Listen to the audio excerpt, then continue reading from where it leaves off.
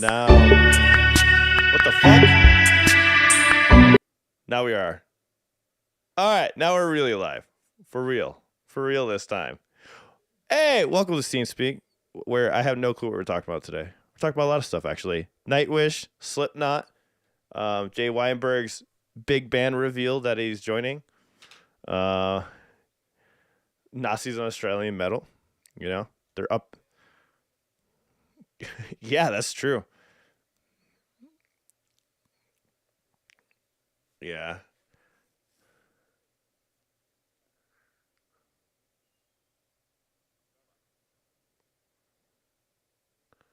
Yes. Yeah. He started off this morning with, I don't want to post these pictures, but I've been humping around the world. And we're like, what? We thought we heard a lie, but he was telling the truth.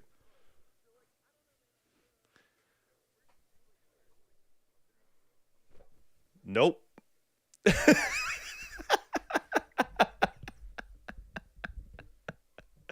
I got you, Chase.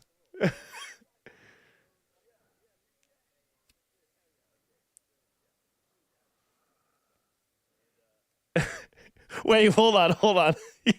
That segue, like, yeah, it's kind of the same thing. I'm just fucking having sex with shit. No, I was kidding. Oh, you're dry humping. Okay. Not as cool. Oh, it gets more than dry humping.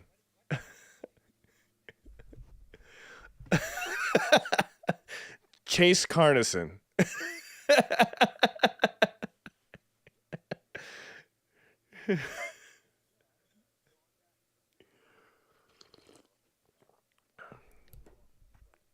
Mm-hmm.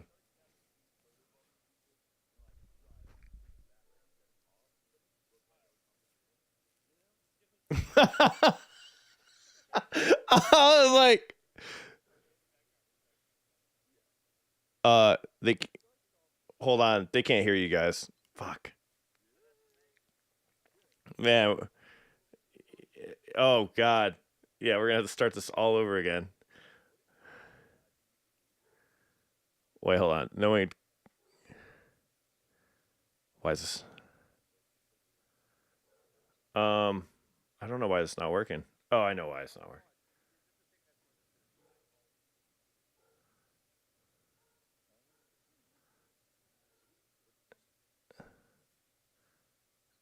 One second. Almost set up. Check. All right, go ahead, Why talk, is guys. this not perfect? Are we good? Yeah, you guys are good now. Check. John, are we good? Can everyone hear us? Damn it. No, we're good. I can recap this and I can they play hear. it right Okay, back. go ahead. We'll introduce the show again. Chase, you started off. So we got a lot of things to catch up on. Nightwish have a new album. KORN are really old and still playing music with Evanescence and other old people. Heavy metal in Wales, Killer Whales, that's one. Nazis in Australian metal. And we've also got some bits around some other stuff. Oh, Jay Weinberg. But now, more importantly, John Reeves has a series of photos yet to be placed into a photo book called Humping Around the World. And I wanted to know what makes something internationally humpable. And he said, well, I was just kind of surprised doing it. And I was like, I'm sure that's assault. He said, no, it was just in the background. So we're back there. Please continue. Yeah. So it started off doing that. I was essentially humping my bandmates, like my drummer or something like that, while he's just sitting on a drum throne talking to somebody else. You're making Chase like, very jealous. Chase is like, man, I wish I was in your band. He's making me two things, jealous and hard. If he just starts randomly bouncing, we know what's going on. But yeah, so I don't know. It started out as that, and then randomly we were in DC, and there was like the Washington Monument, and I was like, it would be hilarious if I did a picture somehow like that, but it looked like I was humping the national, like the Washington Monument. Yeah. And then it just kind of went from there. Now I just hump a lot of random national monuments of sorts. How many of them do you think you could get locked up for? That's a good question. If this book gets published, I'm probably not going to be around for a while. Because if you end up in like Poland, I'm streaming from prison, humping something, and they lock you up, you may become officially humping around the world. We don't know. I mean, every single state that I took a picture in, I go to jail for it, and you will be humping something in prison. Yeah. Yeah. You will be humped in prison, but back on the tour bus. Dude, was just that fucking John? Oh, you won't survive 35 minutes.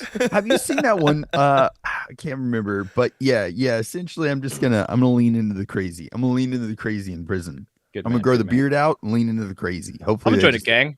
Teresa says, yeah. well, it Sure. is hump day. Very topical. So she said it was Thank nice hearing me talk about humping by myself. Right. Yeah, dude. Well, who doesn't? Welcome to what we deal with before the podcast starts. Normally B it's him says talking John about will humping. use his feet as currency in prison. Oh my God. Dude, You should see the thing he could do with his toes, and then they'll be like, Yeah. "Wait, what? Oh, nobody's gonna." He does beat this guy thing he up." likes to call a fussy. Yeah. I think we should show the loyal people here on the podcast You know what? our new Let's do it. pick. Mm. Yeah. Let's do it. You guys get a sneak peek. You guys get a sneak Yeah. peek. Whoa, a sneak feet? Ooh. Sneak feet. Or- Let's just say these little piggies went to market. Yeah. Let me tell There you that. go. Look at that. And then Woman. John wore toe ones. I was like, we don't want to see our conversation there. Yeah. We need to add scene feet. We need to change speak with feet. Seen feet. Seen feet. Yeah. Yeah. Yes. Well, I'm hard. Oh, So, yeah, God, I'm so, lightheaded at this. we got you guys all covered. And do what Teresa says. Make sure you like this video. down We get below. enough likes, and we're gonna put the benchmark at 150,000 likes. Yeah. You get to see some ankle, Yeah. a little bit of shin. Yeah, John We'll had film to it. go in there and one up us with the toe shots. He had to go I get those mean, toe yeah. socks. he waited till last. He fucking knew. He was like, I was like, are they toe socksing? Anybody else gonna? Nobody's if gonna we do were it. toe sock, there would have just been a picture of you with like your big toe in your mouth, just bent over. Yes. Yes. I was Great. gonna. It was either that or wear Crocs and shove my feet through the holes. That was the second one. That was the second. I was like, that's socks or Have Crocs? you seen? There's like a sexual thing where people put like whipped cream in Crocs. It's then a sexual thing? They shove their feet in, and it just like sprays out. And people, there's like Oh, old like doctors at home just going, "Oh yeah." That Oh, sounds God, satisfying. yeah, yeah. I'm not gonna lie, that sounds kind of satisfying. It's pretty satisfying to watch. Yeah. Yeah, it sounds like it would be, but I don't know about that- just It's like a big hydraulic press that breaks things. Have you ever seen Yeah. that on that? Yeah. Oh, I was yeah, like, yeah, wish that was yeah, my yeah. asshole. Yeah, do you just feel some whipped cream between the toes? It's probably a cool Mhm. feeling. Yeah. yeah. Croc game. Cocky. Yes. Well, dude, Wave, I found out- Wave showed the most ankle though. I mean, he went all in, kind of. It's a little provocative. I'm not gonna lie. Yeah. I liked it. I was like, I wow, showed dude. left ankle. I just had a little I left ankle. dipped the socks down a bit at the back of the heel to like let your imagination take over. That was like my thinking. Yeah. Yeah. And ironically, I've got socks that say dry fits when, let's be honest, it doesn't fit and we ain't dry. Yeah. Well, I mean, and then too, so we get to 500 subscribers on here. Are we doing an X-rated version of that picture? I think is that what Feet we're doing? reveal. Feet reveal. I at think I know 500 what we do. subs. I know what we do. We meet up and we Mm. all put each other's big toe in each other's mouth in like a bit of a circle. The human That's like centipede with those. 100,000 sub kind of. Yeah, I was gonna say maybe Yeah, you're we, right. like, You're right. interlock I our went too far. toes. You're right. Yeah, you're right. Maybe we interlock our toes between each Typical other. me trying to give away too much, like on the first stage. Like, well, if you want Chase to is take- like, if we get 161 subscribers in total, we'll meet up and shove our feet in each other's mouths. I know it's crazy, but hey guys, it's if we get 3 more comments, we're gonna adopt a child. yeah. Oh god. Yes. Oh. Exactly. So Okay. But anyway, All should we get right. into some news? Well, speaking of feet, let's talk about Wales. ooh, Heavy metal Well, music. besides the fact that they have an absolutely shit rugby team, there's yes. some Portuguese seamen, Mm. yes, the boat kind, who are they're both being attacked by killer whales or orcas, sorry, and killer whales, whatever the fuck they are, and they thought that blasting heavy metal would stop them. Turns out, no. they're just giving him a theme song. They're giving him a Oh. fight song to I come mean, attack what- him. What was the logic? Because like these animals communicate sonically. So if you're Mhm. fucking up their eardrums, what do you think they're gonna do? Well, it sounds like it could be a good deterrent, but also like First I get off, where that is going, but can we just say there's a killer whale like gang attacking boaters, which is freaking awesome. Yeah. Like we're at war, dude. We're at war right now, and I'm Well, no, let me seas explain aren't because safe. that seems kind of like, well, why are whales or orcas attacking boats? Let's just put this in human terms, right? aren't orcas? Yeah. The boats are taking fish out the sea. If you were in a restaurant and some bitch be hovering taking your noodles, you're gonna Yes. fight. Oh yeah, she's getting it. Yeah. This shit, these guys they're like, you motherfuckers taking our food. Yeah, dude. Yeah. How many That's times true. are you gonna take that off your plate before you swing? And I think the killer whales are swinging. Yeah, they're swinging. Well, You take But now they one just have a noodle. theme song. Could you imagine they're Killer- playing like Hatebreed on the boat, and then it's like, dude, it was gonna happen. Now it's for sure gonna happen brutally. Happen. I just see the orcas seeing the boats going, nah, not today. We'll leave them alone. They turn on Hatebreed, and the other orca's like, that's some My fucking God. murder music. They're like, Yeah, headbutting they're the like, locker okay. room. Yeah, yes. well, and If they were orcas playing are like, super smart. They're it's a dolphin essentially, right? It's from the breed Yeah. of dolphins, so they're like extremely smart. So why would Yeah. they think they would fall for something like that? You know? I would Also- feel like maybe play something that you wouldn't want to listen to. You know what I mean? We always Kenya. say like music bridges like language barriers. It's bridging the freaking universal language barrier. wanna I hear what guess. they You know what I played? mean? So This is Yes, extreme yes, metal hell that yeah. they played. It was Dying Fetus.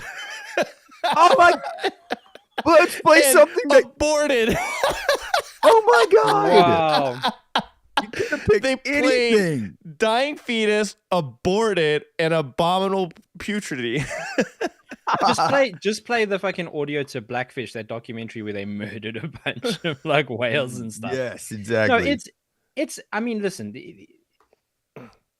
Portuguese guys need to work on a new strategy. Like this clearly isn't working. Maybe fucking fish somewhere else besides thinking they're dying. Imagine being on that boat. The guy's like, I got an idea, guys. Imagine a group of people agreeing that playing Dying Fetus is a good option. Yeah. It's insane. It's insane. I'm impressed that more people know about Dying Fetus, across the world. Yeah. Yeah, well, yeah, that's I a good was- thing too. That's This is in newsworthy right Spain. there, dude. I mean, Spain and Portugal. I was like, wow, they know about Dying Fetus? Mhm. Okay. I didn't know they But reached dude- that far.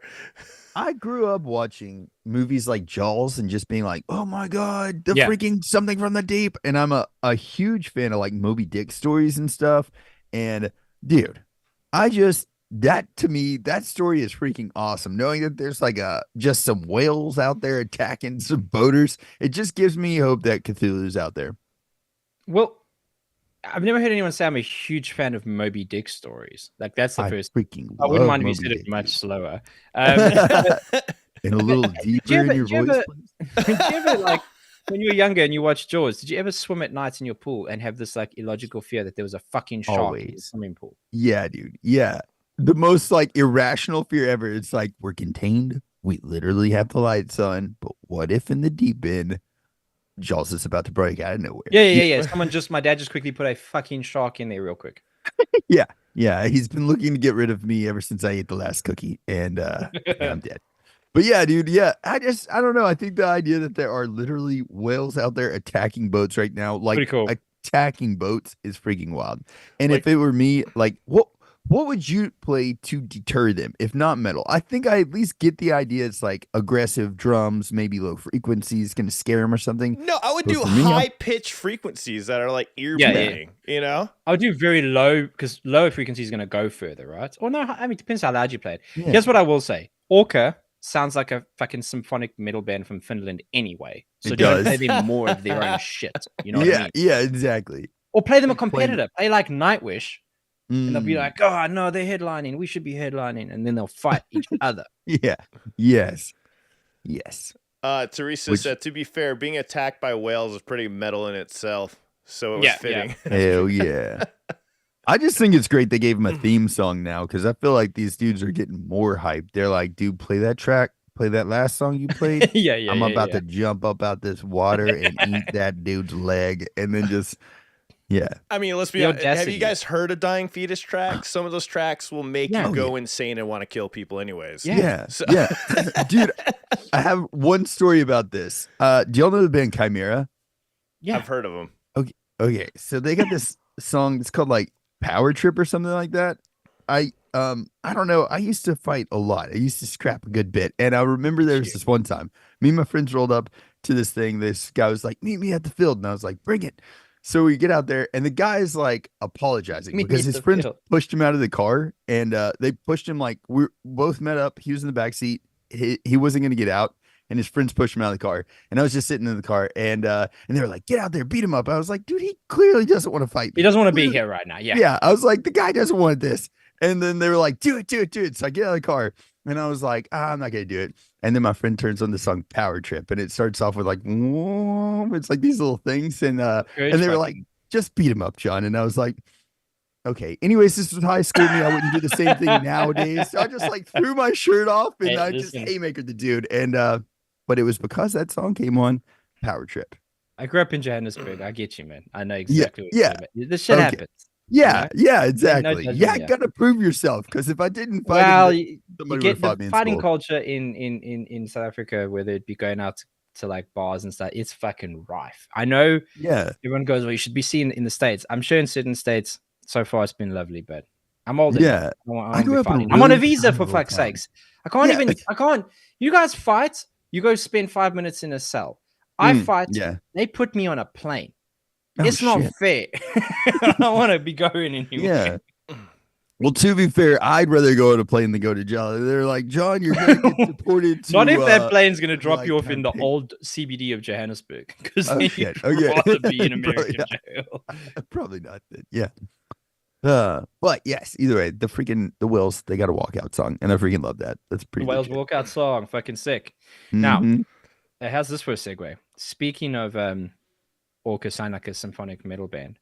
Nightwish are releasing another album. Here's what I know. We're gonna get Alan's spicy take. Here's what I know. They're releasing an album that's supposed to form part of a trilogy. Apparently, it started with Endless Forms Most Beautiful. Second part was Human Nature, and this is going to be the final add-on. Well, the potential final add-on. It might be. It might not be.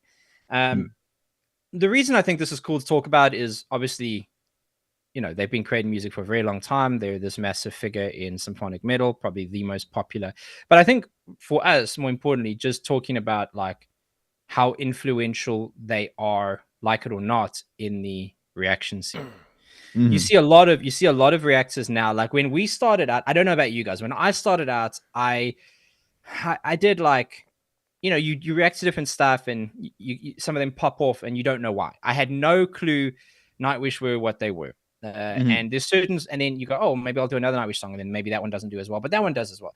And you kind of are just working your way through it. Now there's like a blueprint. If somebody wants to jump on and they want to fucking be a reactor, let's be honest, a lot of these people are staging shit because fuck them. And there's a blueprint of songs and bands that you want to do, and Nightwish is one of them. So what do you guys think about the new Nightwish album coming up, and what do you think about them in the reaction scene? I love that you said influential to the reaction scene, because I'm wondering about their influence on music itself, because I never heard of them before until reactions. So it's funny you say that. And actually, probably my first Nightwish reaction was yours or Tank's, Chase, which you guys started off with some Nightwish stuff here and there. Yeah. And for one, it's not the style of music I enjoy listening to whatsoever. I find it very boring. But since I've been listening to a lot of music lately, I could definitely get into it a little bit more, knowing that this is like a trilogy and story. Maybe I need to get into the lyrics a little bit more. They're all phenomenal musicians, and they're really well versed in their instruments, and they are amazing. I don't get the hype. I enjoyed her solo stuff more sometimes, you know. I do want to say this just quickly, and then I'm going to shut up because I introduced this, but I'm a little bit like you, Alan. Like, they aren't my kind of genre. Symphonic metal is not a thing I listen to on the regular. But I did form quite an affinity listening to them. They are incredible musicians. I'm very, I got really tied into like the composition of how they put things together, because there is a lot of detail and a lot of talent there, and I'm blown away by it. But I also then got to go. I also met my wife because she found me through a Nightwish video. So there's that. And then I went to go watch them play in San Francisco. My wife, myself, my brother came with. my brother calls them. He's like, he doesn't listen to Nightwish. So when we got there, he's like, are they going to be fucking wizards? Do they wear capes? Like, he doesn't. There should be. So he was having a proper laugh. Like we got in the line and there were guys legit with capes, and Joe's like, if someone tries to show me a fucking magic trick, I'm out. I'm like, Jesus Christ. But I have this like affinity towards the band, which is a love for what they've given me. Mhm. More so than the specific kind of music. It isn't my particular genre. But let's go on that's to a Connor, special also wave, I connection. love you. That's cool as hell, though, dude. That's a different kind of thing. You know what I mean? And I feel you, because I feel that I like some of the Japanese artists that I like because of that same reason, because of what it's given me also. So like what I've been trying to do lately is be very objective and like step out of that, because I don't know. I don't want to get sucked into that one thing, you know, like you were talking about with Nightwish reactions. Some of the reactors jump on that train, and guess what? They're not watching any of your other videos because they just want to see you do the same artist over and over again. That's why you have to have something unique to add to all styles of music. Sure. But I don't know. I feel like if I saw them live, it might be a different story. Because when you're at a live show and you have all the people there, like in unison, like enjoying the show, it definitely does something different for you. But yeah, every time I've listened to them, I've got into them. Granted, I was drunk on a few of the reactions, so I enjoy everything when I'm drunk. But because you just feel it on a different level. And then when I would check it out sober, I was like, I don't know, because I like more of the high energy songs, you know. Like typically. But lately though, as I'm getting older, I've been enjoying the slower songs and like getting into more of the ones that have a breath of fresh, like a breathing room between certain segments and stuff like that. So could you imagine seeing them like I can't remember if Ghost Love Story was at Wacken or not. But could you imagine seeing that concert, like that show in particular? That, oh my God, that would have been the live show to be like, holy shit. But like, well, first of all, can we get W's in the chat? Wait, freaking Potter's in the house. How's it going, dude? I just want to say hello to you. Can we get some feet emojis in the chat? Yeah, feet in the chat. Hello, everybody. Sorry I'm late. I was watching the Bandmade premiere. I was so conflicted. Like, two things are happening at the same time? Dude, is it Hate? Is that what we got or no? Do yeah. You know? It is? The one from the Insane arrangement? Yeah, dude. Where they had the duel in the middle? It was so freaking fire, man. Soaked. Hell yeah. But, dude, like my thoughts on freaking oh God, what am I trying to say? Nightwish. Like, first, the new album coming out, Floor was like hella pregnant recently on tour and stuff. And she was going through chemo and stuff. And going through chemo. I did not know that one. Holy shit. Oh, wow. Floor is, in my opinion, one of the most metal and badass ladies. Just people. Like, sex thrown out the window. She's just a badass person. And I don't know. I love her vocals, and I love just the fact that I've never heard a person like singing, except for I didn't know that Miku was singing, or Mai was singing while pregnant. Yeah, she did Aftershock. Right. Holy shit. That's insane, because it was at Aftershock and it was super hot as hell. Yeah, dude. She's probably hoping like, all right, this is going to make me induce labor. Let's get this baby out. I mean, I'm just going to shock him in there. Well, she flew from Japan. She's wearing like I saw a video of it. She's wearing like a corset, a fucking cape, and she's heavily pregnant. And she's I don't know if she was cancer free yet or not, because I think she had breast cancer. She announced, but she's going through all this shit. It's like just having a fucking baby, and you never mind all your organs moving and breathing. And she can sing. I mean, let's be very honest. One of the better singers in a band. Just technically, that's a huge reason I like that band. It's because of like Flora, and then before her talking. That's what I want to say. Like, so when I hear her amazing vocals, I loved her solo stuff more than anything. I don't know why. I'm gonna have to check more out. I like that more than the Nightwish stuff, but because my favorite symphonic band was Symphony X. So nice. Okay. The guilty side of me wants to hear her with that style of music, because that was like progressive symphonic metal. That's why I like progressive symphonic metal a lot, and I could imagine her vocals with it, you know. And so I absolutely love her as a singer. It's just, this is just the keys of the song, maybe just not my style. I feel that, yeah. But I love her as a vocalist. I remember I checked out her solo stuff. I'm like, dude, she's so fucking amazing, because she is, and she even the covers that she did of those songs. You guys should check it out. Check out her solo stuff. It's really good. I definitely will, man. That's awesome. Wait, what do we think? Okay, so I love Floor, but the thing that really does it for me in Nightwish is Thomas's composition. Yep. Like it's brilliant composition, especially Ghost Love Score, the way he's building up tension the entire time. And you never get that resolve to the root key until the very end with Floor's big note. Yeah. It's like this constant, like from a music theory standpoint, this constant buildup that's just making you crave that note that you know is at the end, but it doesn't edgy. give it to you until that point. It's just such brilliant composition. And I feel like Thomas is just working on another level that a lot of us don't understand, Yeah. He's a bit of an art. He's a very artsy type, so it's very storytelling driven. Now, I am about as deep as a puddle, as my brother says. So, like, I don't have the emotional. I have the emotional bandwidth of a fucking cup. But I fell in love with that. The music, the composition, the journey of how it's structured, how he's pieced these little things together. Some of the throwbacks and callbacks, some of the nods to other genres. But I never got into the actual lyrics of stuff. I don't typically do that. But I think one thing's for certain. They have one of the most passionate fan bases. I want to say passionate. And that's not always a good thing. Let's be very clear. That's not always a good thing. Too. I had, I did Nightwish for a very long time. I was on this journey with them. I did like over 40 videos where I had like a Saturday. At that point, I was doing like one a day or like 5 reactions a week. So those in the early days. And I was doing one of those days was a Nightwish one. It was like a Nightwish Saturday thing. And the minute that I stopped and I went, I just want to explore other stuff for a while, I got so much goddamn hate and backlash and everyone like, I'm an unsubscribe. And they all did. A lot of people did. And it's fine. I mean, that's what you get when you lean into something and you kind of then go away from it a bit. But they're fierce, and that sometimes can be a lot of love, and sometimes it can be a lot of judgment. So they unsubscribed because you stopped doing Nightwish videos? I never stopped. I just stopped doing them every week. So yes, I haven't done one for a long while. But my thing is, this is another thing that people don't get. Sorry, I'm ranting you if you don't mind. But when you do reactions, like I'm also a human being. So I'm not going to not listen to music just so I can like all of it. So like when Sleep Token or another band or whatever band that I like comes out with music, I will usually let my other half and everybody in the comments go like, these are the ones you need to listen to. The rest I'm going to listen to. So people go, well, you haven't done this song. It's like, well, I've heard it already. So when they make new music, I'd love to jump on board with it. But until then, can you guys not be mean? It's not a hard thing to ask.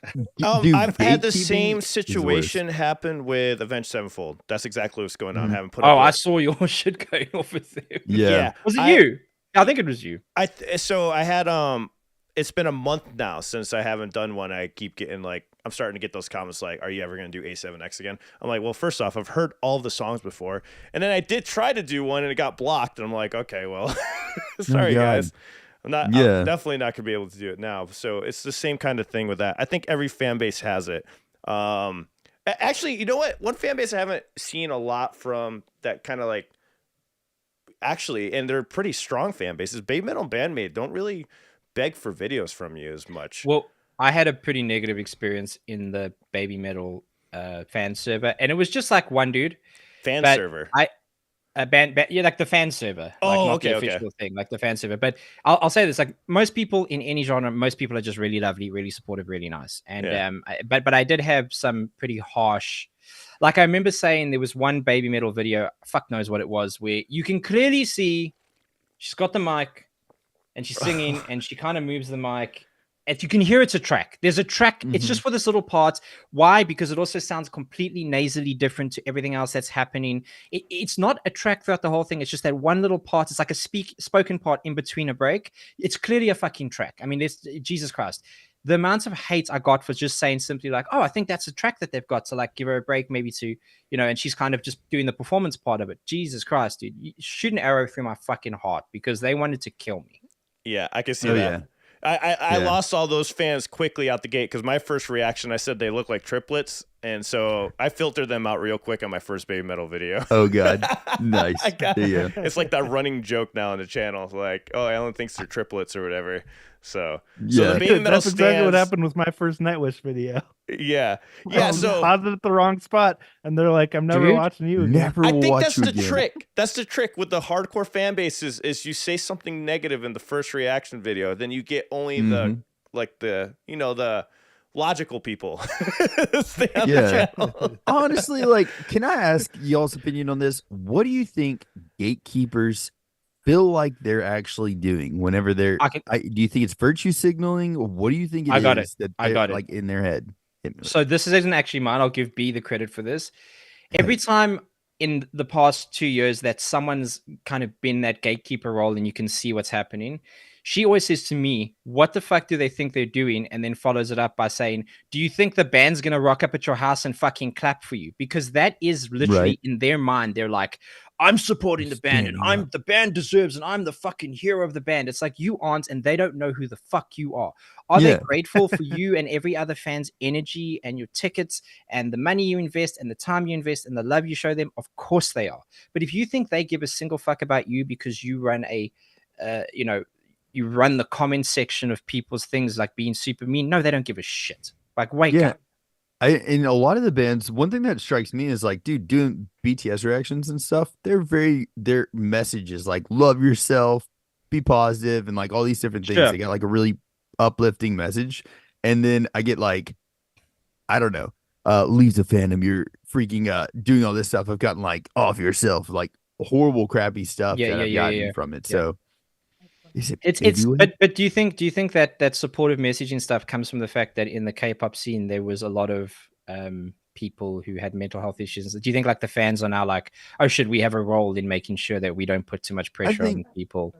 I feel like some of it for sure is like protective. And I think a lot of gatekeeping comes from maybe that. Like, and by the way, freaking, we had a guest appearance, Baby Potter, in the freaking background.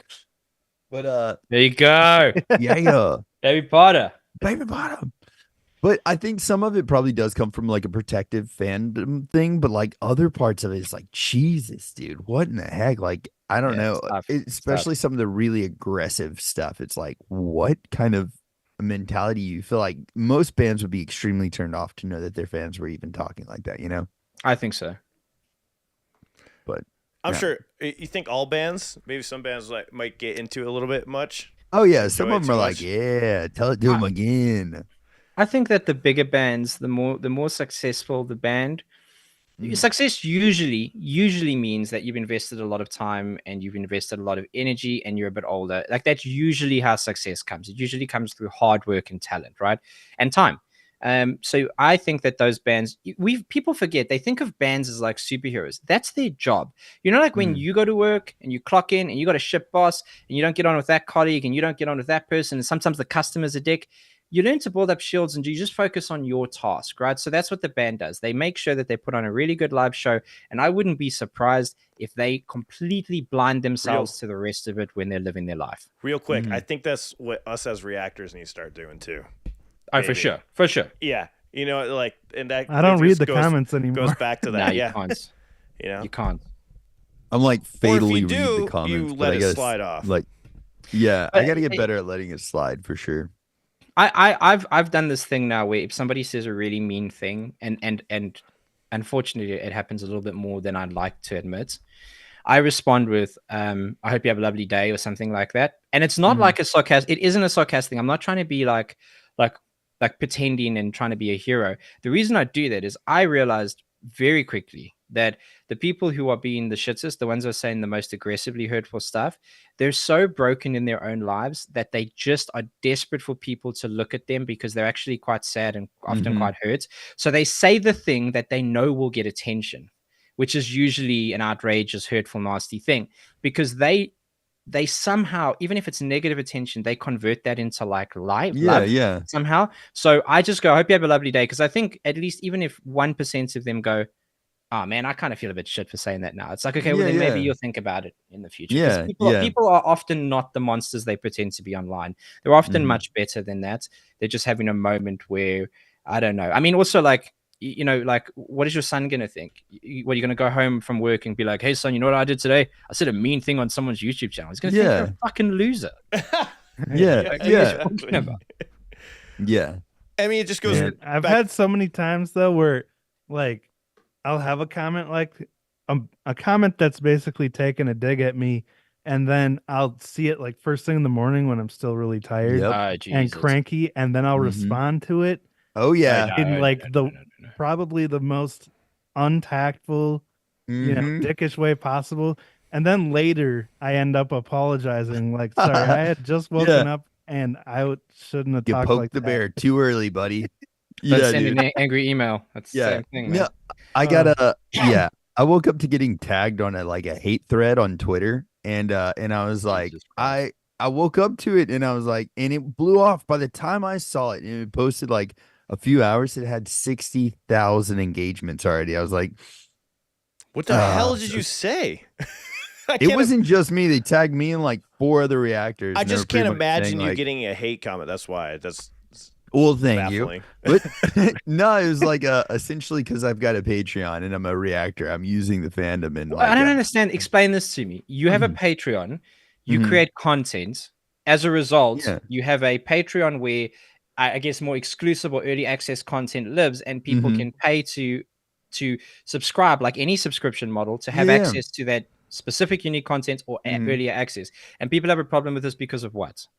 Exactly, dude. Gatekeeping was my thing. I'm not open to Patreons. Fuck y'all. Yeah. Well, dude, too, like, I think the thing that really bothered me was they tagged me on this thing, and the thing that they were trying to call people out for, they were like, "Oh, we don't like the fact that you're putting free content behind a paywall." And I'm like, dude, I'm just doing reactions to content. It's all kind of like, if I have to pay for it, if I don't, it's all kind of the same to me. You know what I mean? Like, whatever I'm putting on my Patreon, just random. Like, it's not free. It's not free content. What's free content? You're dude, spending the your webcam, time making a reaction to not it. even That's that. what they want to see.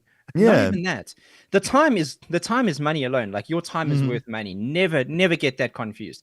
The webcam that you bought, the internet that you pay for, the editing software that you use, if you buy premium, that's got to be there. All of the things you have to do, the time you have to sacrifice with your family to go and make this content, the moments that you miss. Everybody has a problem with that, needs to shut the fuck up. In fact, I implore you, if you have such a big deal with it and it's free and it's so easy, go and do it.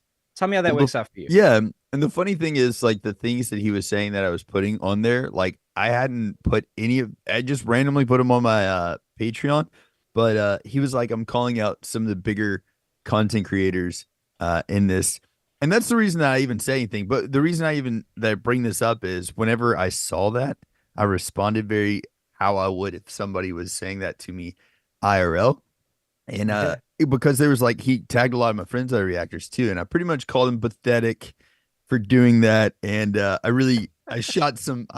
fired off a lot. And I was like, oh shit. Probably shouldn't have. And now looking at it, I probably should have just DM'd him and be like, hey, dude, what the fuck? But or just leave it. I left it. And I didn't double down, but I didn't back off of it at all. I was you're just negative engaging farming and using like a lot of good people to do so. I think that's pretty pathetic. And please leave me out of that. But yeah, I don't know. Some people got mad. Some people thought it was good. So tell them, you know what you should do? You should post a thing and say, whenever someone says like, fuck you, you're doing free content on Patreon, I hate you. You should go, dude, you know what? I've been thinking a lot about this, and actually you're dead right. And I've made a video about what I think about this. If you follow my Patreon, you'll find it. I put it on Patreon. Go and hop on it. But dude, it would not surprise me they get on there just to see what I said about him. You know what I mean? But like, here's the other thing. I remember I had a moment when I was very early in the reaction phase. I saw, and I will mention no names, but I saw somebody charging. There was $100 for a song. Okay, like $100 for a reaction, and I was pretty annoyed. I don't care if you charge, do whatever. In the beginning, I was like, should you charge for reaction? I had like the moral thing around. I was like, yeah, well, why not? Like, it's content anyway. It was $100, and I was like, the people that were doing this provide little to no value. They fall into the entertainment reaction category, which is nothing wrong with that, by the way. Please don't hear what I'm not saying. They kind of bop along. They're very animated. They provide no, short of like a bit of like a watching buddy, they don't provide a whole lot more. Now, if that's your thing, that's awesome. $100 for that, I was like, that's fucking taking advantage. But if somebody likes what they do so much that they're willing to pay them $100 to do it, who the fuck am I to judge? True. Yeah. That's what I was just about to say. Yeah. It depends on the perspective, right? Because some people are better listening buddies than others, I guess. Some people think Friends is funny. I mean, and that's insane. You gotta like respect people enough to let them make their own decisions with how they spend their money. But, like, another what I say to people that get mad at me for paid reactions is, I'm a father, I'm a husband. It would be irresponsible of me to provide it. time and work into doing something that strangers on the internet are asking of me when I have a family to take care of. Yeah, know? yeah, exactly. Like, Yeah, my I think only there needs to caveat be a to balance. all this though is the paid content that bands put up. That's my only thing. And I've made Mhm. that mistake before where Oh, I've done yeah. that and I had to take that shit down. I made the mistake, you know? What? That's What? the Sorry, only say thing that I again. don't What was agree. that? Like when, for example, Bandmate puts up a paid reaction and people go and react it and put it behind their Patreon wall. Got it. I've been Got it. definitely Yeah, yeah. guilty of doing that in the past, and I stopped doing it. I felt weird. It was during a dark time. I was Mhm. like, why did I do that? So I took it down. That's the only thing I don't agree with completely. If the artist specifically put a paywall on it, and then you're putting a second layer of paywall with your reaction to that, I just don't agree with that part of it. But if it's a publicly yeah, released music video or Yeah, music content, then totally okay with it. My rule is if the band is still selling it, like I don't put that up, or I just Exactly. do my reaction and they can watch Mhm. along. That's a good rule. For with it, example, but I've- Sayanakadori acoustic. I didn't always follow that rule, so I might have to check my Patreon. But Yeah, I don't no, know. because I did it. I think it was in 2021, and I'm like, you know what, this is wrong. Somebody brought up a really good point. I'm like, yeah, this is fucked up. Why am I doing it? That was during my drunk phase. You know, I'm not really caring, being selfish. And I was like, yeah, this is fucked up. So I took it down, and I'm like, that's my only thing I would be hesitant about. You know, like not to do. Mhm. Yeah, You know. sure. And I forgot what I was gonna say. I was gonna say something else. But Sayanakadori by Bandmade. You know, they released that publicly. Then of course, you know, that was part of the paid acoustic performance. But they released certain things for the public that was for free. Then I'm like, okay, that's cool. You know, Yeah. if that makes sense. I just want to make Yeah. sure that's clear because some people confuse that stuff. You know, there's a lot of people that will just put that out there. I'm like, nah, I can't do that. Morally. Would you like to segue into something more positive? Yeah. Okay, Sure, so in Court. the Australian metal scene, Yes, there's a lot I knew of you were going there. there's a lot of extreme right wing activity and Nazi symbols and behavior. What do you guys think about it? Hell Now, yeah. Some context. Some Gotta context. make it Dun, dun, brutal. dun. I've actually sent this through to the group Kidding, like I'm a kidding. week ago. Notfest is coming up in Australia end of Oh my March, God. and I've seen at least 3 or 4 different articles from pretty established digital journos, you know, like actual news outlets, and there's a couple bands who have pulled out of festivals, small bands, nothing big, but they've pulled out because there are a lot of bands that are bringing Nazism, including Hitler salutes, swastikas, lyrics, stuff into their music and into their performance and stuff. And as a result, there's bands, of course, that are upset and they're creating like anti-fascism and whatever music and things like that. So, I guess my question, because like you know that's a separate thing, but my question is, should your beliefs, your whether it be socioeconomic, political, religious, should your beliefs have a place in your music? Bear in mind, we're saying it's your music, so it's a creative outlet for you to do whatever you want. Should those thoughts and things, however different or extreme, should they be in your music? And if so, is there a line? Should there be a line? I mean, it's a very tricky space because music's a personal thing, and who's to tell you what you can create and what you can't? But clearly, there's a point where I'm sure some guys are doing it for shock value, but what are your thoughts on personal beliefs in that regard being brought into music, and where's the line, if any? I think there is no line. You can go ahead and put it in your music. It's been being done since forever in music. It's always been a thing. They've always put public things in music. Sometimes people get tired of hearing politics in music, and that's why I go listen to different artists. That's the beauty of having so many different genres of different styles of music. If you don't want to listen to System of a Down, who's about politically charged things, go listen to KORN, who's talking about his traumas as a child. You know, you have your options. There's options out there. So I think artists can sing whatever they want to. And if it's about Nazism, well, guess what? You're going to have some repercussions from it. Just keep that in mind and get embraced for it. But don't bitch about it later, because you know what the fuck you were doing. You know what you were singing about. You know what you were writing. And you know what you were trying to do. And don't play stupid with us, because we can see through the bullshit. You know? I think that's I completely agree with everything except for the ending. I'm like, even bitch about it. I think you've got like the whole right to like the whole that's true. spectrum You're right. of it. Yeah, go ahead and bitch about it.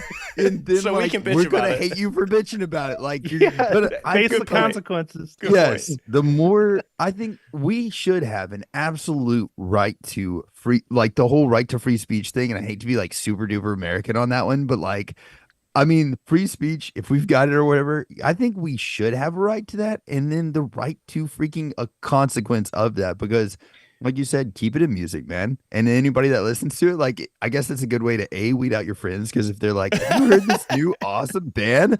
Let me play you the anthem I've been playing in my. Yeah, but what if I tell you, John, I just like it because of the chord structures and the technicality. I don't listen to the lyrics. I don't pay attention to the lyrics. Okay, this is what I'm saying. Yeah. Because I loved System of a Down for my whole life. I had no idea what they were freaking talking about. Same. No, Music was you just can even freaking hear cool. half the shit. It's all art. Yeah. You know? Yeah. So it's like there's so many different facets to appreciate. Just because you're getting down to a music doesn't mean you're behind whatever the person singing it believes, you know? It's true. Alan's like, I just like the chord structure, and you look at the finger shape, and you're like, well, that looks like a. Just a couple comments here. We've got Ken says it's art. It's what you make it. Make it what you want. It's up to us, the consumers, whether we buy it or not. He says freedom of speech. Freedom of speech was freedom of consequence. I like that. Yes, consequence is what you go to.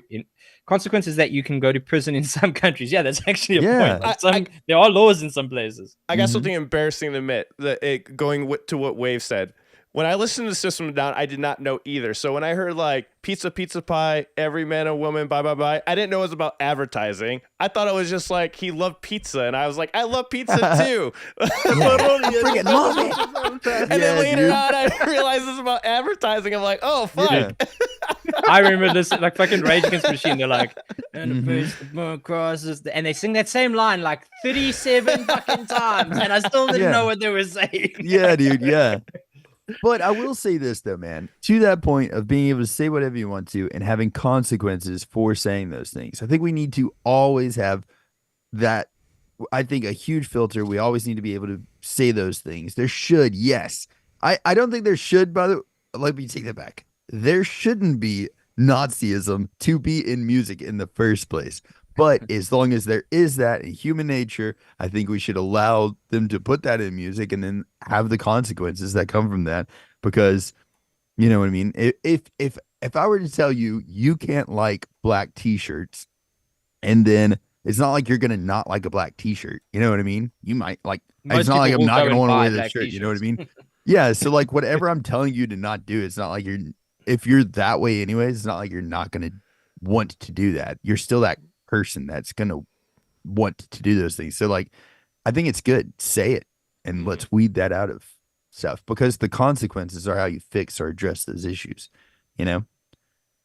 And if you never get to say those things publicly, then you live in a little vacuum of like, oh, other people think this way too, right? This is good, this is normal, this is okay. And it's like you'll find out quick from and the internet is causing that vacuum.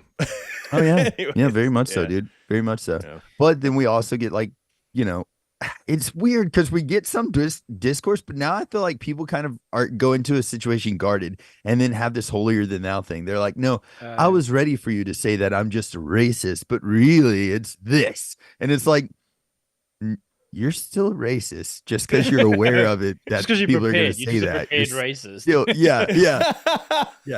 It's not well, then there's the other extreme where words like that are so overused.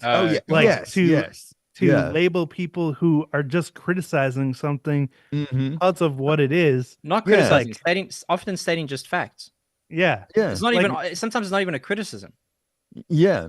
Right now, movie studios, like we've been talking about for years, have been blaming the failure of their movies on racism, sexism, bigotry, all that stuff, when they're just making bad movies.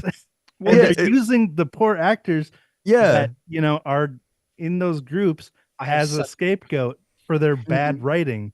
Yeah. I talk about those movies are amazing. I love those movies. They're the greatest. I have a massive thing about this. Disney decided to go mega woke, and their movies just plummeted. Now I'm not going to go into the movies, and like statistically they fucking flopped. No one cares. My point is, I hate it when they take something that exists and then they try and make it woke. Let me explain. You know, I saw someone was like, oh, they're going to release a new comic or something, and they're going to make Superman's going to be gay. And I was like, I have a problem with this. Now, please listen to why before anyone panics and loses their fucking mind. The story of Superman is about his relationship. It's Lois and Clark. It's this fundamental relationship that is responsible, and it's a relationship in a story that's existed forever. I agree that there is that there is a lack of representation in certain media, but then don't take something that exists and just flip a switch to be woke. That's the easy way out. Go and if you think there's not enough gay superheroes, go make a really kick-ass gay superhero and build a legacy and build a fucking story that's original that people can buy into. That if there's a younger kid who is gay, who loves comics, can go, that's me. I see me in that. Don't take a thing that exists and just flip a switch and be a fucking coward and try and ruin a story and create an issue. Go make something new that's fucking awesome, that gay or straight or whatever your sexual beliefs or orientation is, you can look at it and go, that's a killer story. I can't wait for the movie. Dude, beautifully said. Beautifully said. Like that's this actually leads into what we were talking or Sweet Baby Inc. situation. Oh, I'd love you because I don't know anything about it, so you got to tell me. Okay. It's so complex and layered, but basically it's this company that video game studios hire to shape the narratives kind of. And what they do, I mean, they pretty much, you know, that's one thing. But okay, someone made a list on Steam, the Steam community, a list of the games that they worked on, just to make people aware, like, so people had that knowledge. And then one of their employees attacked this person and used Twitter to tell everyone to go like report this person to get them. Wait. Oh God. Isn't their from name on the game anyway? I don't know. See, that No, would like be wild if they if make their a game, name they're wasn't on listed as the the game. creator, right? Well, they're not the creators. They're consultants that Got it. studios Storyboards. talk to help shape Got the it. narrative to make sure that it's Okay. inclusive, basically.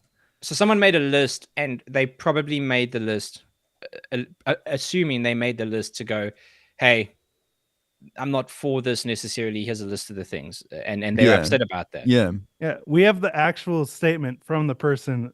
They said, keep in mind this group has the goal of letting people know about the games that Sweet Baby Inc. worked on. We're not in any means a group that's trying to kill SBI, Sweet Baby Inc., or convince people not to buy games they've worked on. Everyone's free to buy any game, even if they worked on it. It's your decision. They just want to make people know that. And then they had to make the statement, this group isn't for people who want to practice bigotry or racism. It's just being aware. Because what's happening is with this big focus on making things more diverse, that part is great, but that's being prioritized, and then the story of the game and the design of the game is suffering. And games are being released with bugs, more bugs than ever, more microtransactions than ever, and it's just like you have to basically wait a couple months before a lot of these games are playable, or they just destroy classic characters like that new Suicide Squad game where they kill Batman and Flash, and it's just like, why? What have you done? Yeah. Well, for a company that's based on inclusivity, I mean, their name isn't very inclusive. Sweet, why not sour? Baby, why not adults? Ink, why not paint? Yes, ageist. Yeah, ageist. But yeah. No, I mean, I agree with that. I think that people should be able to be informed with it, but it's like, it's very natural that just even posting that list, you're going to get some bad apples there. They're going to be like, oh yeah, these are the people we hate, guys. And like, you know what I mean? So it's very, that's a given that that's going to happen, but it could also, that doesn't mean that that's the reason that they posted that list. It wasn't to create that, hatred or anything like that. It's just literally to show why that is. And honestly, I'd be interested to see that list just to see if a lot of the games that were on that were games that had like that flopped because of the issues that we're talking about here. Like, it would not surprise me if a lot of those games are on there. So yeah, I'd be interested just to know it just because of that.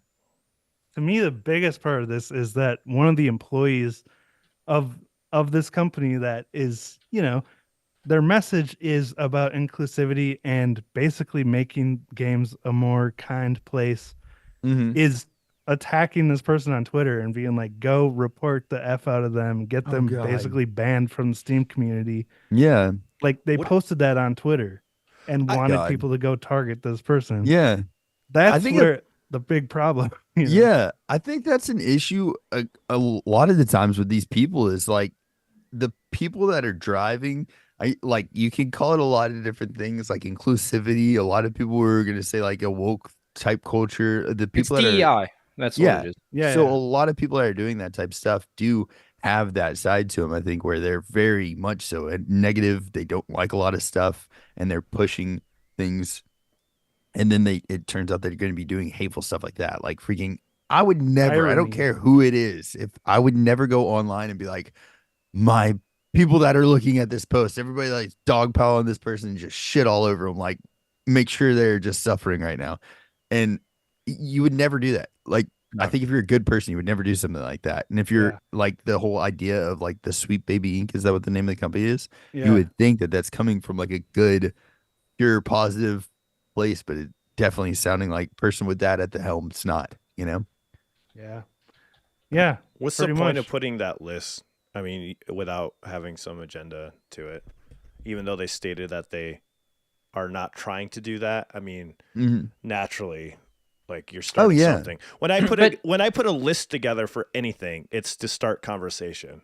Period. Like when I'm making a rankings to Hanabi's last album, and here's my list of the songs that are top ones. You're starting a conversation. Yeah. But if this Sweet Baby Inc., if they work with certain companies to create games and their job is to bring in a DEI elements to what they're doing, and then somebody goes and says, hey, they worked with this game to bring in a DEI element of what they're doing, what right do they have to complain about it? They literally are just saying the thing that you actually did. Yeah, yeah. They're not be saying, proud of that if you are proud of what it's you marketing, did. right? But that's the problem with this is any company who fulfills a service function well, and somebody else goes, hey, they fulfilled the service function well, would be saying, thank you, please review us on Google, please shout about it online. Yeah. If you're so intent that your whole business is focused around diversity, inclusion, equity, all these things, then why are you so scared when people bring it up? I always say this: the companies that are so hardcore about it are just making themselves seem more racist. It just comes off as they're more racist and inclusive. Yeah, there's just like a big white guy it's behind the opposite of what they're saying. Yeah, it's just ridiculous. That's what comes across to me. Like the fact that you're focusing so hardcore on it, it just.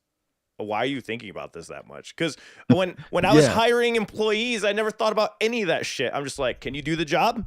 That was all it was about. Yeah, exactly. Like, and this is two things I look for, like how fast they moved and if they could like hold a conversation, if they're going to be on the front line or, like stuff like that. Yeah. That's all that fucking mattered.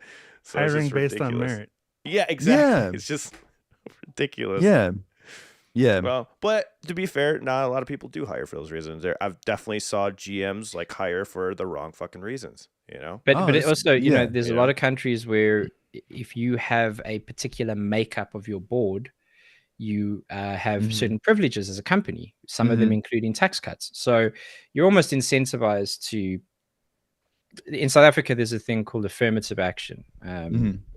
It's now called BEE. I don't know what it's called. Black economic empowerment is what it started out as, and it was basically because South Africa was an apartheid state and horrible. They figured it out without having any civil war, but it was a horrible time for the country.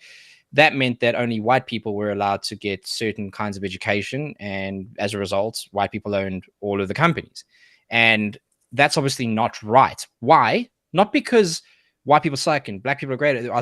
It sucks and it's wrong because you aren't using the full spectrum and potential of your country to build it up. If you only have 10% of the population thinking and making choices, well, that's bad because you're not accessing a group of wider people who are smart, intelligent, capable, potential. So, but the government went about it in a way that a lot of people in the country, including the younger black population, didn't like, and they kind of messed it up because if you wait for things to turn over on their own, sometimes they don't. Yeah. And if you force it to turn over too early, sometimes it's a mistake. There has So to be a balance. I don't know. I'm not a healthy politician, balance. so I don't know the answer to how you go about it. It's a very tricky thing, but I think we can all agree that limiting people or taking people who haven't had access to opportunities and giving them opportunities is probably good. But do you make them the owner of a company and set them up to fail? That seems like a bad idea. Yeah. There has to be a balance between all of this. There's always a healthy balance, and people fail at the balancing act quite often. Yeah. You know, Most definitely. And just like, always goes I one think way or the sometimes we often try to correct things and end up pushing the pendulum too far on the other side. You know what I mean? And then it's like, if we, I don't think we play the long game too often. I think a lot of the times No. people, we don't play the long game far enough. We're just like, fix it now. And it's like, woo, That's for like sure. push the pendulum way too far. And then, you know, and then in trying to be inclusive with everybody, you end up inevitably alienating people that were, you know, I don't know. Unless you have kids or your family has kids or your brothers or sisters, when you're a younger person on your own, you're relatively selfish. You want the things that you want to change to happen in your lifetime so that you can benefit from them. It's not very often that you think about next gen until you have a child or until your brother has a child or until a best friend has a child. And you go, oh, actually, if I keep fucking up in this way, or if I keep behaving in this way, they're going to learn or they're going to see. Or if they bump into, I've looked at kids and I thought, if you bumped into me when I was 13, 14, man, it's not going to go well for you. So like, I want that for like a kid growing up in society. So we are relatively selfish people. Even the ones that aren't, we still no, there's very few times where you do something that you will never see the rewards of. Yeah, that's true. But I don't know. I think that's one reason that we're missing a lot of the mark with things right now, especially like tackling really broad topics and then really trying to do that in a quick now manner because we're like, I don't know. We don't have the patience to really get there. We're like too TikTok now to get to that point where it's like, we'll fix it. It's going to take time because it's a big issue. I know. Like, nope. I wanted your guys' naked feet pics right away. I was so pissed off by just getting. Well, dude, I got nude toes like, under this feet and desk socks. right freaking So, now, dripping nude toes. That's dude. why I had to drop my naked feet image immediately. I was like, no, no Dude, more you of got this me off teasing. guard with that one. They're my nudes, and I need them now, dude. I was know, like, yeah. I'm in fries. I'm not ready to be erect right now. yeah. I look like I really enjoy oranges. Just holding them like, oh. I thought you did enjoy oranges. I thought that was your fruit. Yeah, Your go-to fruit. I feel like, and I have no idea, you know, I'm just an idiot on the internet, but like it seems like a lot of the people trying to solve these problems are looking at big statistics and big numbers instead of actually talking to real people, real individuals, you know? That's just the way it feels. Yeah. Statistics are often convenience. I mean, statistically, this podcast has 4 males. Like, you can pick up any number you want to make it look or feel a certain way. And you can show it to a group of people who have no context to the larger set of numbers or larger set of data or larger reality. You can make things look however you want. You really can. It's like, it's a tough. Here's an example. This is a perfect example of that. The Bud Light thing that happened where they worked with Dylan Mulvaney and they were like accused of like trying to pander to trans community and trying to make their whole brand about that. I saw that happening. I was like, this is a fucking weird, like, customer shift for Bud Light. It just didn't make sense from a marketing point of view. It looked like a dumb choice. But then I found out that actually Dylan Mulvaney, and I might get the number slightly wrong, but I'm not that much off. Dylan Mulvaney was one of like 200 influencers that they sent personalized cans to. Of which the vast majority weren't trans. So it's just that Dylan Mulvaney has a particular community which is like insane, not because they're trans, for Christ's sake, because they're insanely like, fuck out. They just like want to attack anybody. That's why it became news. It didn't matter that they had basically done a spray and pray approach for marketing. They were like, send it out to 200 people and let's see what happens. And they got burned for 1 out of 200 people. And now everyone's back to drinking Bud Light. I didn't know that. I didn't know that. Yeah, neither did I. Yeah. Everyone looked at it as if they went, this is our hero, this is our savior, we're working with this influencer, and that's it. And that wasn't the case at all. But it's like, it's just that's, you're never going to hear that. So the stats. It was painted as that it was just him. Yeah. It was just like Well, them. They dude, were gonna do it. That's the problem right now, though, dude. I think our freaking media needs to do better. Our freaking reporting of stuff needs to do better because right Yes. now it's all clickbait and it's all like, let's get people mad because that's what Yeah. sells. It's not like Everything has a if bias. if they would have reported, like if these news outlets that did report on Dylan Mulvaney would have reported he was one of 200 people that got this, then people would have been like, oh well, that's not as big Yeah, of a deal as I but thought. But they're it's like, yeah. he was No, but it's the backlash response. They go, Yeah. oh, you guys are now pandering to the trans community. Kid Rock's out there fucking shooting things. exactly. And all of a sudden they go, we're going to make like a camo can. It's like, Jesus Christ. Yeah, Just dude, come yeah. out like a Dude, real person. Swings the Stop pendulum being a too far. company. Be a real human. Stand up and go like Yeah. this. Hey, everybody shouting, shut the fuck up. We sent Mhm. this to 200 people. If you're mad about the one, don't drink it. Fucking deal with it. Because if they did that, a lot of Yeah. people would go, oh, I kind of like that. I mean, they're yeah, like, yeah, that's okay. the that's the Bud Light it I would grew make up sense. with. It Yeah. would Dude, make it's all about sense. pissing people off to get them talking. It you would know? Well, make now more you got freaking what I was about to say, Chris Rock, but it's like I can't even remember Kid Rock. There you go, out like shooting freaking stuff. You got Hold on. people I'd love like to see Chris running Rock over shooting Bud Bud Light Light cans cans. with freaking forklifts. So it's On- like people are just going ham about it. And it's like, I said, Chase, I didn't know about that before. So honestly, hearing that now it makes way more sense why they're not apologizing. Yeah. well, they do. It's weird how they Dude. dealt with that though, too. Yeah. Though, and They I sponsor guess the UFC now. yeah, and I like, dude. It just switched to If the other I side. swear, Dana White. I know a lot of people hate that guy. He's Yeah, probably yeah, a really yeah. divisive dude, but I think love that his if approach he was to a this. spokesperson for more companies would be awesome. Because like, Oh, I even thought whenever you he meant got Dana backlash. Carvey for a second. No. I have Dana idea White. who Dana that is. White was Dana at Carvey. a press conference with a UFC main event. Right, there were yeah, two female fights on like the main card. They were kind of like co-main / main events, Mhm.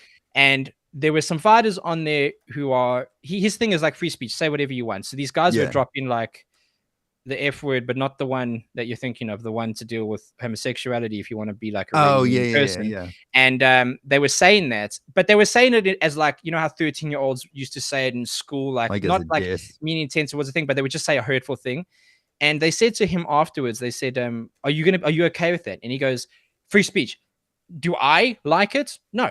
But they're allowed to say whatever they want. And they're like, well, don't you think the UFC is going to be seen as a company that is anti-gay or like has, you know, he's like, are you kidding me? There's 2 female fights.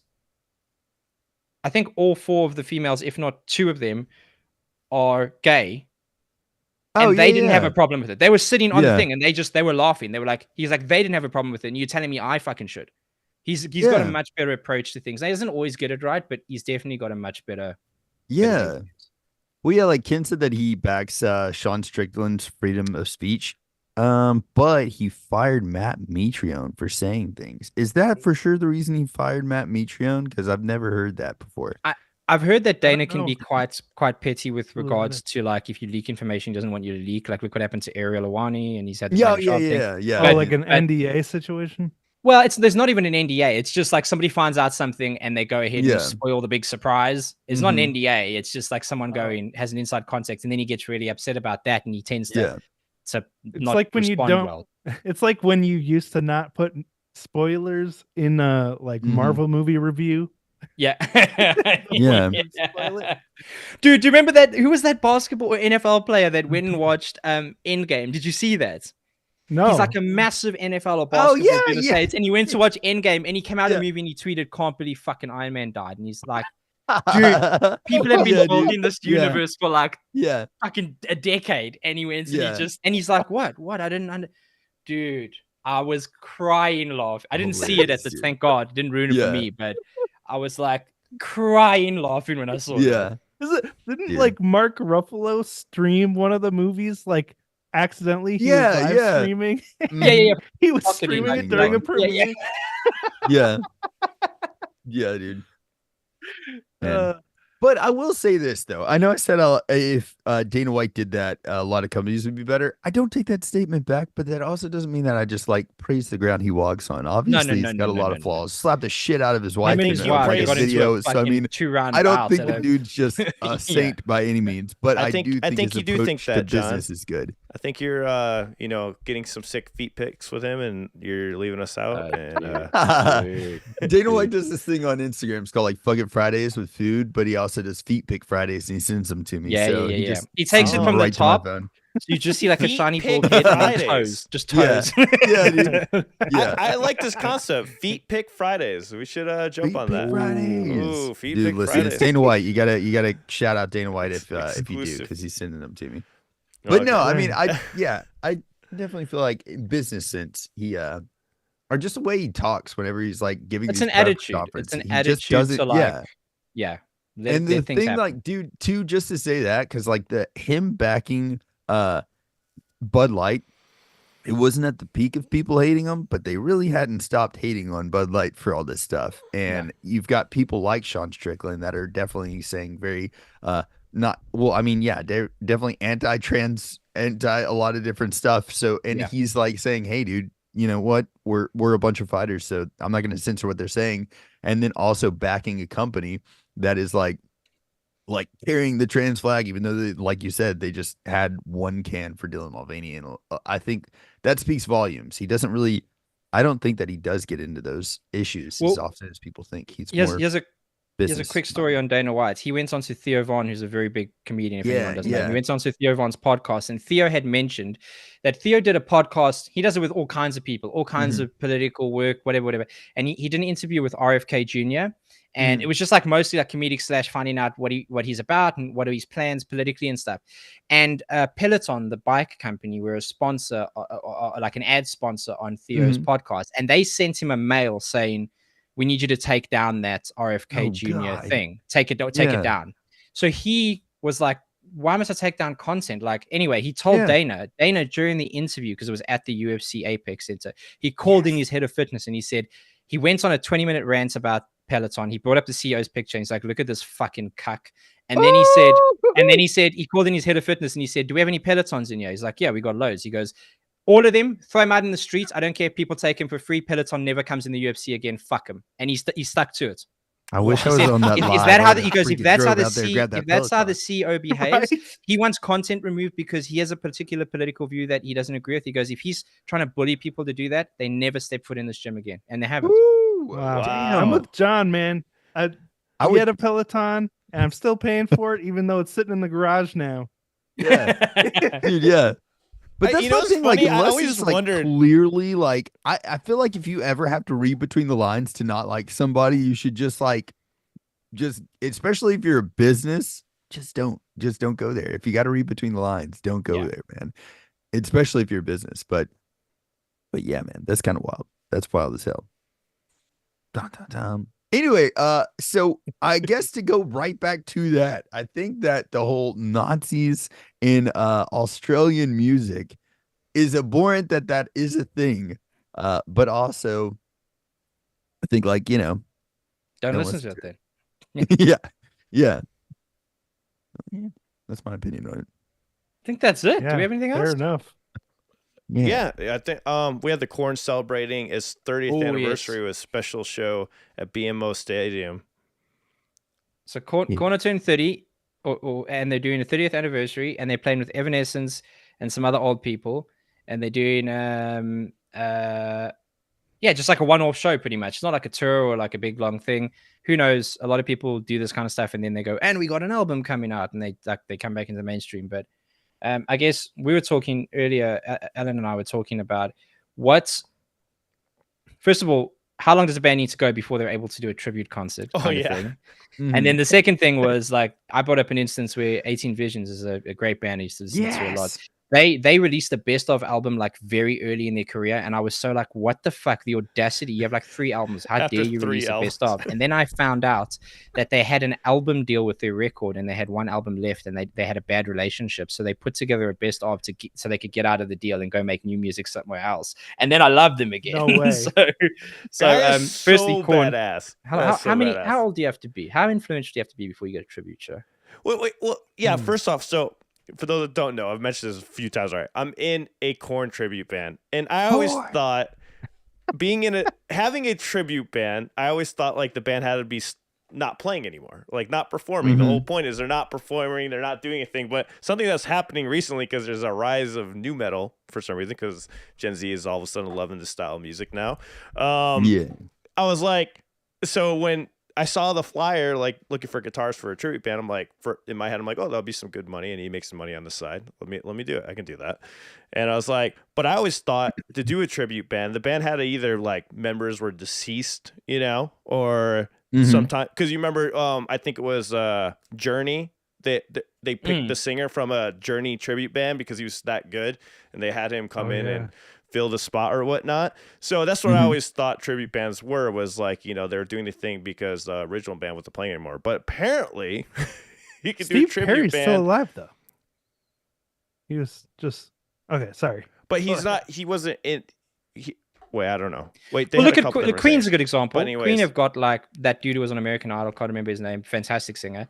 But obviously no fucking Freddie Mercury. But he joined them and they did tours as Queen, and he's you know a fantastic singer. Again, no Freddie, but I mean, you could go anywhere in the world and find Queen tribute acts. Yeah. I just didn't know it was a thing because, like, like in El Paso, there's like a Chevelle tribute band. There's a KORN tribute band. There's like, it's just random stuff. I'm like, all right, yeah. But that's Jesus. When's the last time? That style of music's like just like coming back lately. There was like a whole. I watched this video, Gen Z checking out new metal, and most of them liking it except for like one person. But yeah, I was kind of shocked with that. But anyway, so what do you guys think? So I guess I didn't realize it was a thing. I guess I thought you had to be like deceased or like not performing anymore to have a tribute band. I guess that's it a makes good sense. question. I mean, you're really isolating yourself, right? As a cover band, you're like, we're gonna cover one artist only, and that's it. Okay, I think I figured it out. I want to hear John's first, but I think I figured it out. Well, no, I think you just definitely got to. I feel like if you're going to be a straight up tribute band to a thing, I think everybody needs to be absolutely obsessed with that band because that's your identity now. You know what I mean? You got to own it. You got to own into that. I'm not obsessed with KORN though. Well, that's what I'm saying though, man. Could you see yourself long haul doing this? No, absolutely not. Yeah, the dude who came up with the cover band you're in better long haul see himself doing this. You know what I mean? Like he better be like, all right, this is it. Honestly, this is what we decided. We're like, this is a good way to make some good money being musicians. That's pretty much the premise. That's good from all the artists. They're like, and we all like KORN when we're younger. We're like, we loved KORN when we were younger, so let's fucking do this. Yeah. You know when you walk into like in the ladder. we B and I did this. We ended up in some city in the UK. We went to go watch a band. The band B, help me out here, please. The band pulled out. We bought. Listen to this. This is fucking wild. And I have a massive. Oh my god! Please fucking give me your opinion on this because I'm fuming already. I'm right there and I'm reliving it. And as someone who hasn't played for a long while, I'd love to hear what you guys think. B, please tell me what that band was that canceled on us so I can give more context. There was a band. They're not massive, but they're not from the UK. They're from the States, and I think, and they came out to the UK and they did a bunch of shows. They had played 2 or 3 shows, and then we bought tickets, like train tickets, which are pretty expensive, hotel tickets. We went all the way down to go and watch them. We thought this will be a great place to experience in the city you haven't been to, and we get to go watch a band. We get to the city, we check into the hotel. This is now maybe 4 hours before the band's supposed to play. I think they're from South Africa. Australia. 4 hours before the band's supposed to play, they cancel. Mm-hmm. And they say they're canceling because the vocalist's voice is a bit shit. Like she's struggling with her voice and they can't make it. So I say, so here's my opinion. My problem isn't that they canceled because she had a problem with her voice. Now I'm going to give you some context. They played the next day. Mm-hmm. They played a show the next day. I'm not even saying that you can't take a day off. It's possible that I just got the shit end of the deal and you struggled with it.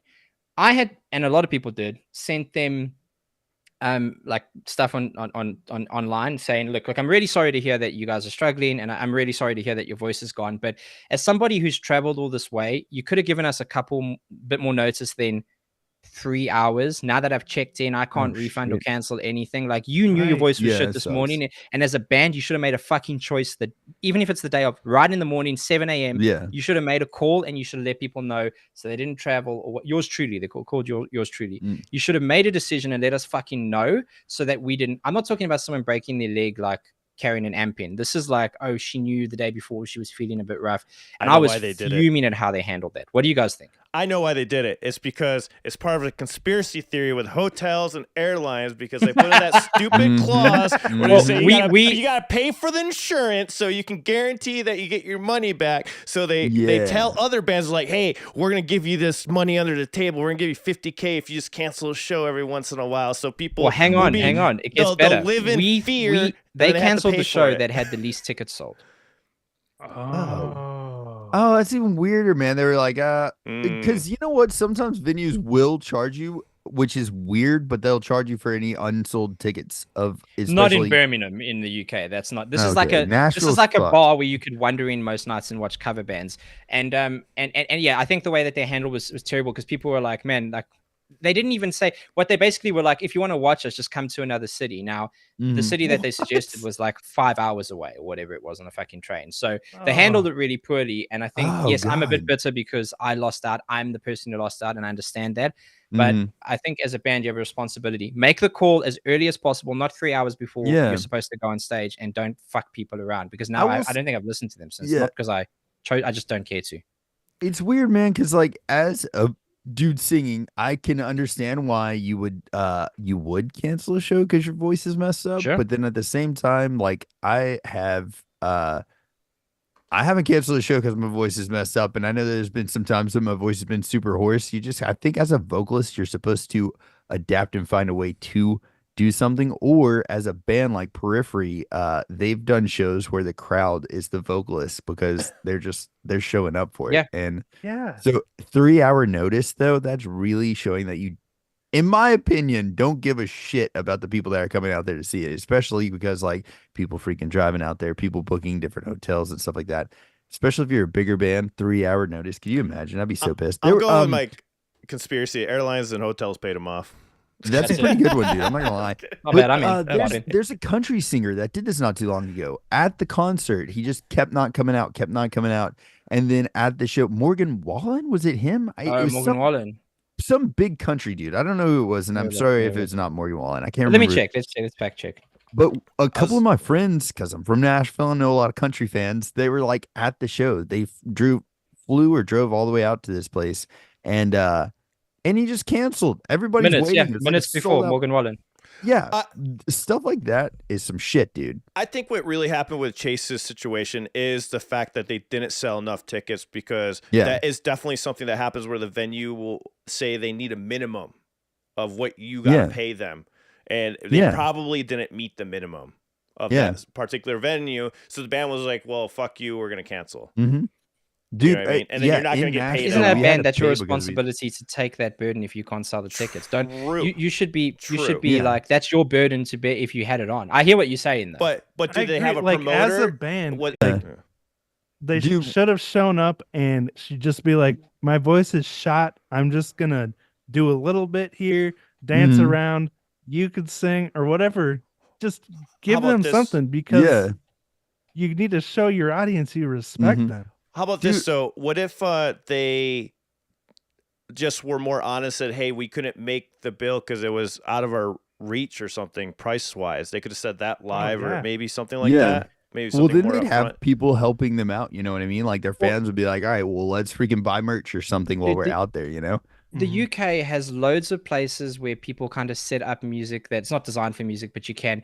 Even if they said, we're so sorry to do this, we can't do the venue, but there's a bar up the road that's going to allow us to set up an acoustic set. We'll do 3 or 4 songs. That would have been smart. There's always a way to do it. Now, but you mentioned we ended up going to just like a blues like kind of club where they had possibly the best cover band I've ever seen in my life, doing all kinds of like 80s stuff. So we had a great time, but you to do nothing and to like, and she was being the biggest victim. She literally is posting like from their account stuff like, why is everyone being so mean to me? And people don't understand. I'm like, shut the fuck up, man. Shut up. It sucks whenever like your voice will shut up. All these people paid to travel to see you. Yeah. That's wild. But yeah, I mean, dude, and especially okay, so the Periphery instance, Spencer from Periphery, and any vocalist out there, like it doesn't matter, I guess, how technical your stuff is. I'm just saying, like Spencer's vocals are very technical. He does like very high notes that he's hitting. Like whenever people go see Periphery, a lot of vocalists will go see him just because they're like, I want to see how he does this note live. You know what I mean? But so, and then also on the same note, they have guitarists or drummers that go out and see them. So it was okay that they didn't have a vocalist there because people are also there to see Misa shred guitar, like freaking just different people do stuff. So I get that, but they also gave people a good advance warning. And then they were like, listen, we didn't want to cancel this show. We're here. We know a lot of people traveled here for this. You guys, let's make a memorable night for everybody. Now there's videos of it up on YouTube where it's like the fans are just singing the entire lyrics to the whole freaking set list. Awesome. And it's awesome. They made an event for like their fans. Yeah. So that's amazing. Definitely, I think they could have handled that situation that you're talking about way better. I think that's it. I mean, I'm bitter and I'm being probably a little meaner than I should. Chase needs to drop another fact for us. Yeah.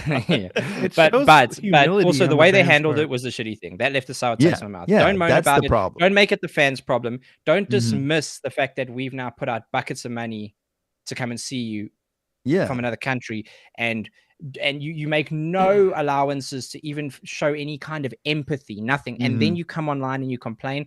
That's what really got me. I'm saying stuff like I'm joking, where I'm being a bit mean, but it was handled so fucking poorly. But as a young band, maybe they learned from it. Oh, and they refused to give us a refund. That's another thing. Oh, it's Jack, dude. What? They were like, no, just use your ticket in another city, which is 3-4 hours away. I was like, no. And they went, no, we can't. Well, just speak to the venue. Venue's like, no refund. So, I mean, oh my God, it gets worse. It just keeps getting worse. I know this whole situation. I'm like, good God, dude. That makes it so much worse. Yeah. Crazy. Yeah. It really shows their cards, though, as a band. Yeah.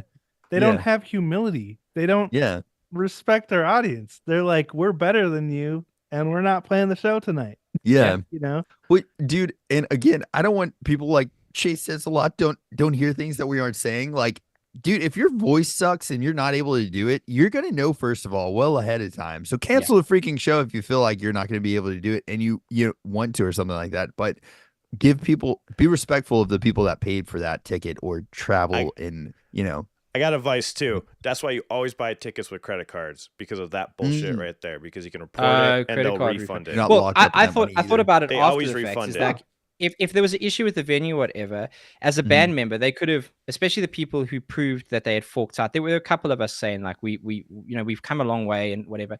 They could have even just DM'd us and said, hey, we're going to give you a $30 voucher to our merch. Like anything, for fuck's sakes, just anything. I'm not asking, like, just show me that what I said to you means something. That's all I'm asking. And it doesn't need to be money. You could have written back or DM'd or something and gone, you know what, dude, we understand how this looks and we're so fucking sorry. We just want to let you know, like, if ever we're back in, we'll keep you on a list. We'll just something like the fact that they did that and then distanced themselves from the like refusal to give refunds and like, we're moving on to the city now. You guys deal with it. It's like, no. It's not for me. Yeah, that's just crazy. The whole situation gets worse. And what I mean by the whole credit card thing is because if you don't get your service and stuff that you pay for on there, you have like protection on that. Yeah, cool. And it's not your actual cash flow being held up too, so that's always a good thing. Yeah.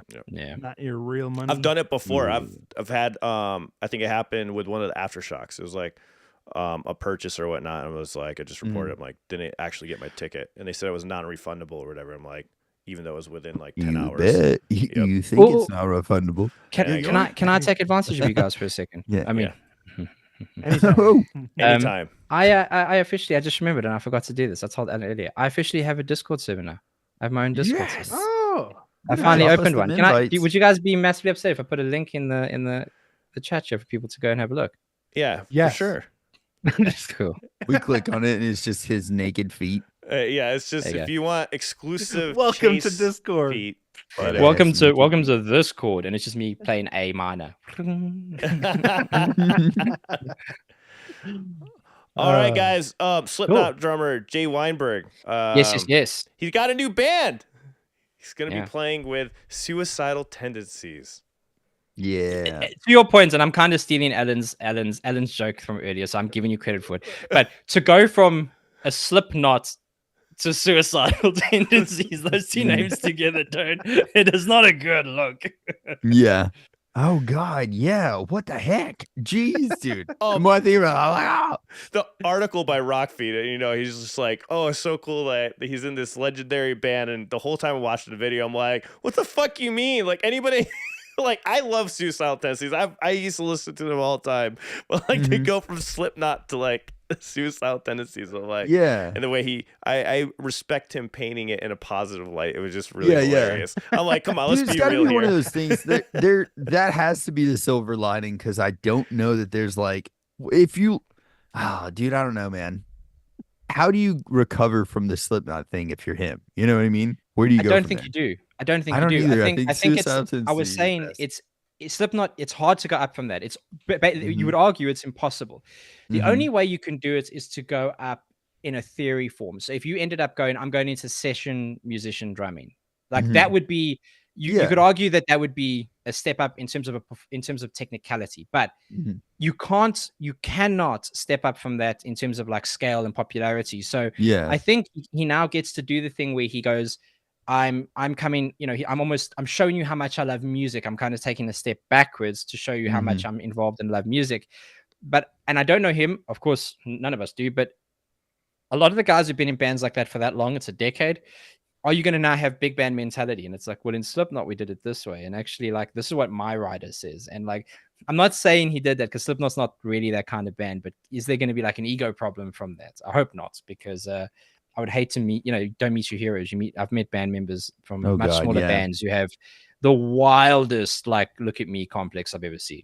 Well, I will say this too. Suicidal Tendencies does have some complicated drums. You know, we had the drummer from Avenged Sevenfold was in that band at one point. So there's certain albums that's very intricate and very crazy. It's just as a drummer that's like pushing the envelope, like from what I've heard and seen and what he did in Slipknot, it's just like I feel like he's going to something that's so way more laid back and not really utilizing all of his skills. So maybe he is like a really huge true fan and that's one of his idol bands. And awesome. You know, awesome to him. Then that's great. Great to hear. Yeah.